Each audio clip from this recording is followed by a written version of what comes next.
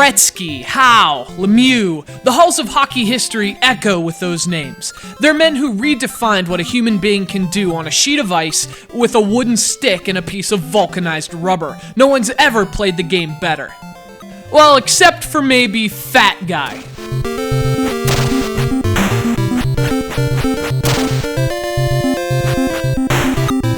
And that's the game's biggest scar. For a sport in which bruised and swollen peepers are the cost of doing business, that oversight is hockey's own black eye. While legends like Messier, Francis, and Yzerman hog the spotlight, the on-ice accomplishments of the Fat Guy are frozen over by a veritable Zamboni of injustice.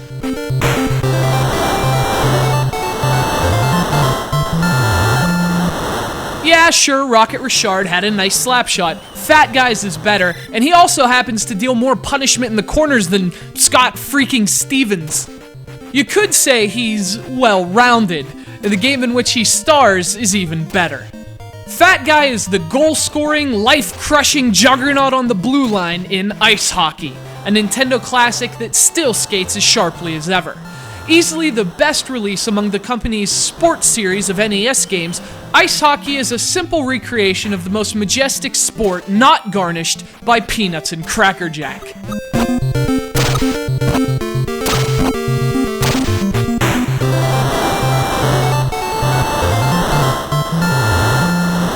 You start by choosing a team from the 6 countries deemed worthy enough for ice hockey.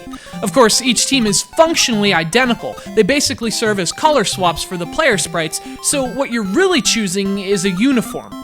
Fortunately, you have a bit more flexibility with your lineup. There are 3 unique players in ice hockey from which to assemble your team, and each player has his own set of skills. The skinny guy is the fastest skater on the ice, for example, and he's also outstanding in the face-off circle. But on the other hand, he's also easy to knock off the puck, and therein lies the key to putting together a good lineup, balancing the pros and cons of each player with your own particular play style.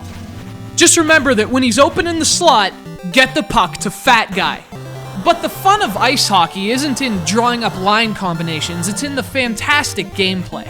Using only the 2 buttons and D-pad of the NES controller, you can pass, shoot, switch players, move your goalie.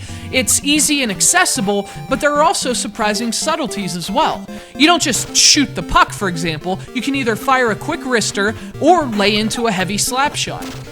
And as you can see here, no one lays into heavier, more protracted slap shots than Kevin.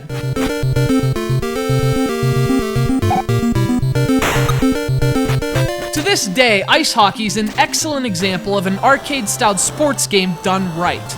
The game's accessible and fast-paced, but there's also a degree of challenge in earning a win. Unlike Kevin here, your computer-controlled opponents make you work for every goal. Unlike easier sports games of its era, victory isn't a given in this one. Just like the sport after which it's named, you have to earn it in ice hockey.